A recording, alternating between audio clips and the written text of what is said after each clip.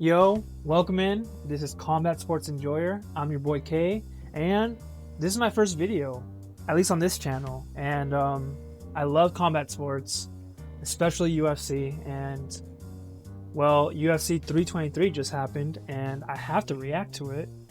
I want to give my thoughts. I'll quickly go through the card. I'll try to focus on the main card, but I want to give a highlight and a little bit of a spotlight to anything that was noteworthy. So without further ado, let's get right into it. Start with the early prelims. Right off the bat, the first three fights. I mean, Santos versus Naimov. A lot of people kind of wrote off Santos initially, but I mean, since the Contender Series, I think it was that he was in, or was it Ultimate Fighter? Either or. Since his initial before being in the UFC, he was promising, and I think in this fight he really showed up with his round 3 KO. And yeah, not much to say there. I hope he continues. The other way is looking good with prospects if he keeps it up. Next fight, Mansour Abdul Malik versus Antonio Tricoli. I mean, let's be honest. I think a lot of people expected Abdul Malik to do Tricoli the way he did. Well, I mean, to be honest, I think people were expecting like a KO type of finish, but he got with a submission. Standing guillotine, if I remember correctly. Don't quote me on that. I'm just going off of pure what I saw on Saturday. But let's be honest, a lot of people don't really have high hopes of Tricoli, and it kind of showed. So it is what it is. The third fight, Ivo Aslan versus Iwo. I'm not even gonna try to attempt that last name. If there's one thing you had to see from this whole card, I say it's that fight. And it's not even a fully fledged fight. It's 1 minute and 29 seconds. It ends in the first round, but there was probably at least 4 or 5 knockdowns. It was insane. It reminds me of Congo versus Pat Barry. Was that it? That's a crazy fight. Just like that one, this one is also insane. Highly recommend you look up these two, because yeah, it was a great fight. Now, Barboza versus Jalen Turner. I'm gonna be honest.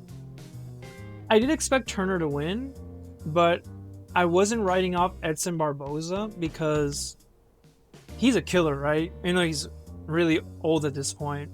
But more so than that, the problem with Jalen Turner is that there was a lot of talks of him potentially retiring. I mean, not just talks, he actually retired. And he was on the sidelines for a bit. I follow him on Instagram. He was skateboarding, having a great time. But something in him told him to keep pursuing. And alongside that, he also finally became acclimated with religion, became religious, and that provided the spark for him to get back in the octagon. And man, did he turn up, because he destroyed Edson Barboza. Insane. Moving on, Marvin Vettori versus Bruno Ferreira. Man, the Hulk did look good, but if there's one takeaway from this fight, is like, damn, how far has Marvin Vettori fallen? I remember not too long ago, he was competing for the championship. Came up short, but yeah, just sad to see him at this point in his career just taking so many L's. Let's go check how many. This year alone, 3 fights he's lost, all by decision. I mean, credit where credit is due. He's one impossible guy to take out. So I don't know, man. I just feel for the guy. But yeah, decision victory for the Hulk. Now, entering the preliminary card, Saidikov versus Zion. This one was interesting because I could have sworn the round ended, but apparently, like not. Zion got him right as the buzzer hit, and yeah, shout out to him. It was a good KO. Well, TKO. We got him on the ground, but yeah, respect to Zion. Macy Barr versus Karine Silva. I'm gonna be honest with you. If there's one fight I would give the most uneventful fight, it would probably be that one.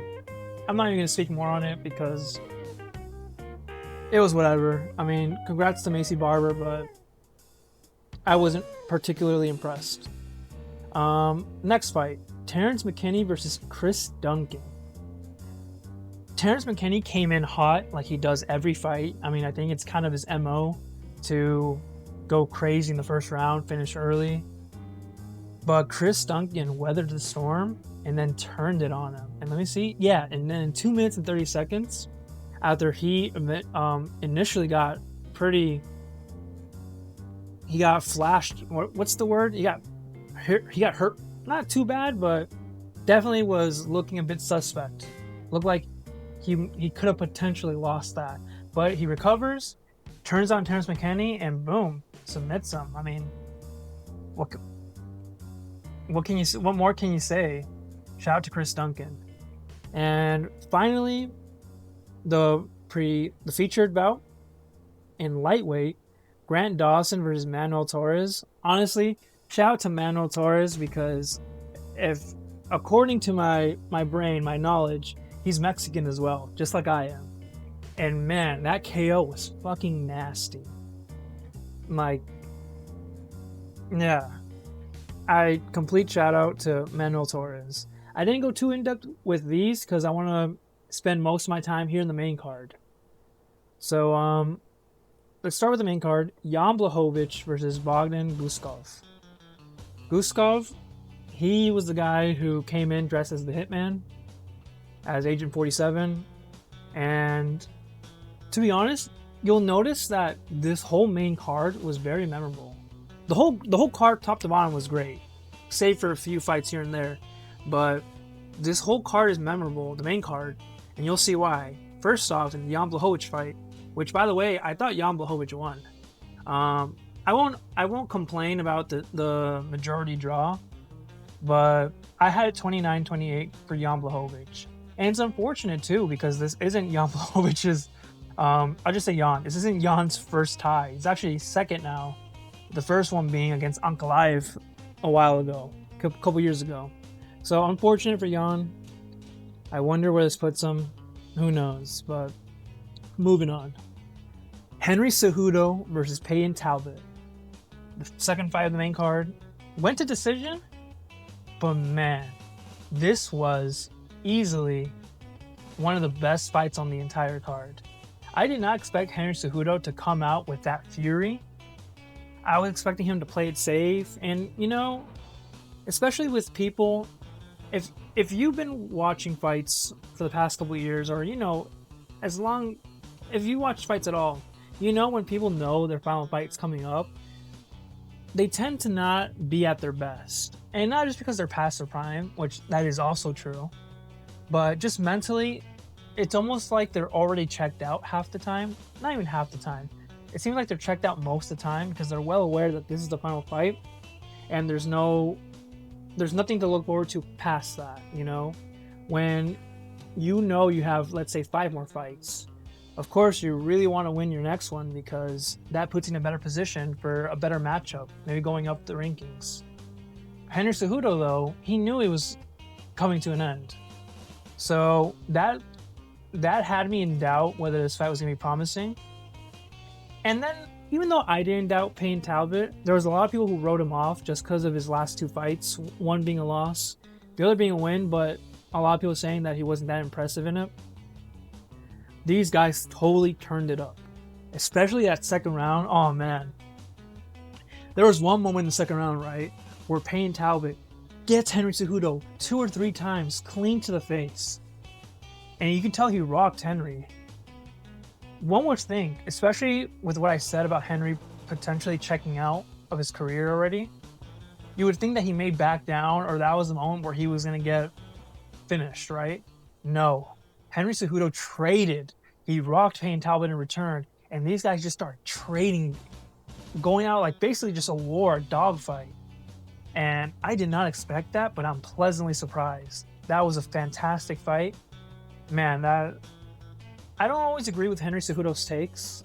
He has a lot of bad takes. but he went out like a warrior, man. 100%.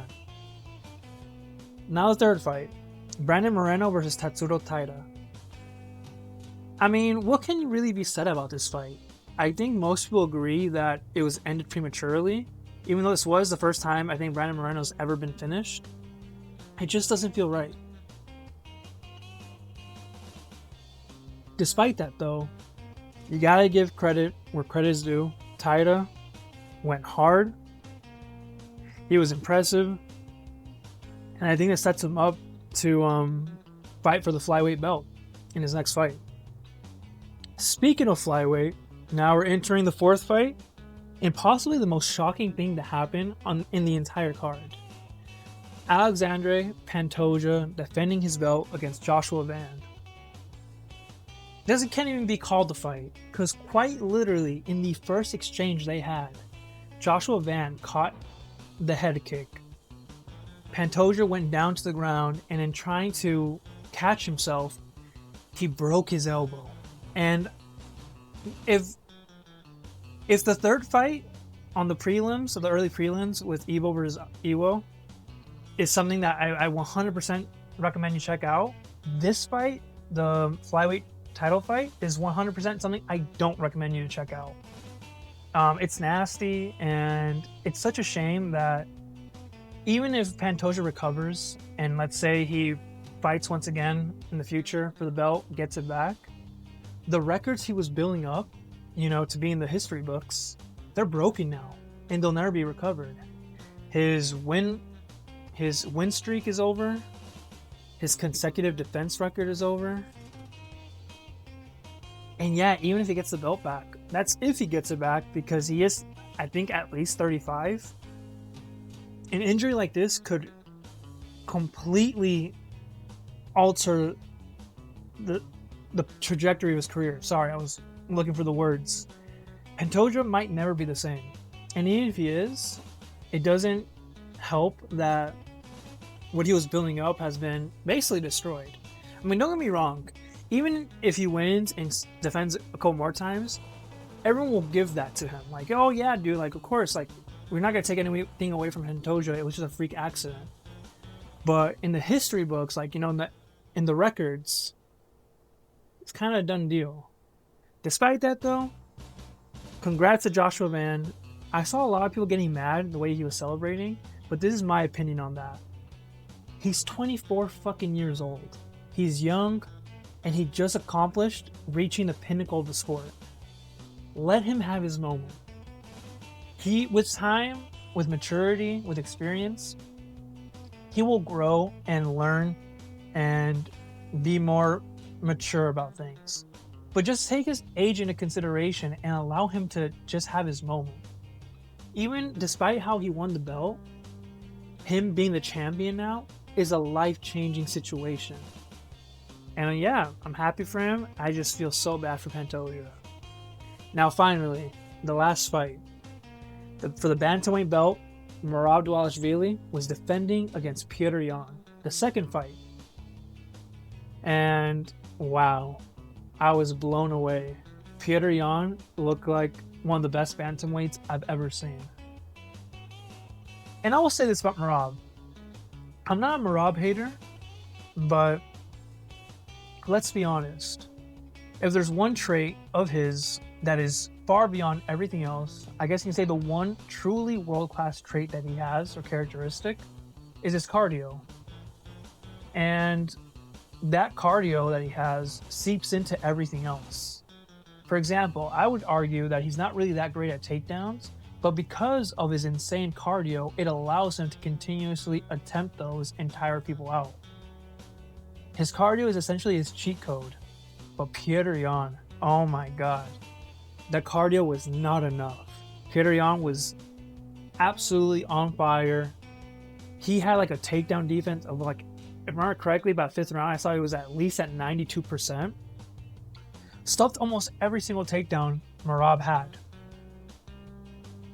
And yeah, he constantly hurt him. There were in several different rounds, Petr Yan had Merab hurt. And there's moments where you see Merab like trying to get distance, backing away, because yeah, he was dazed, he was hurt, he was rocked.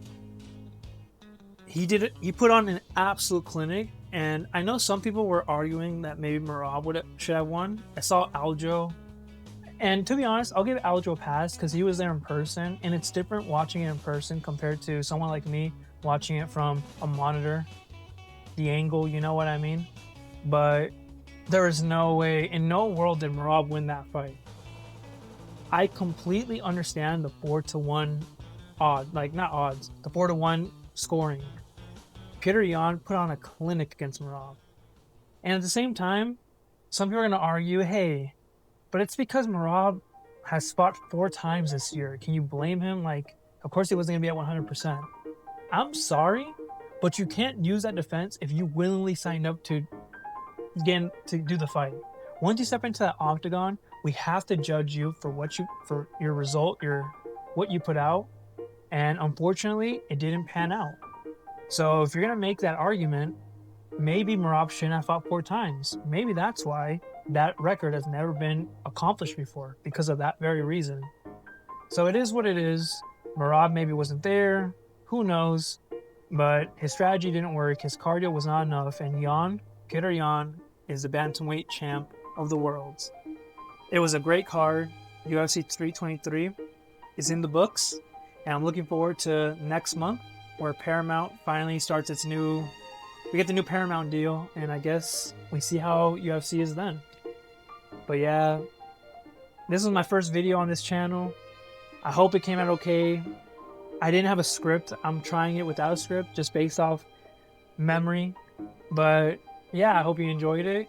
And yeah, I don't know what to say here. Talk to you later, I guess. Peace.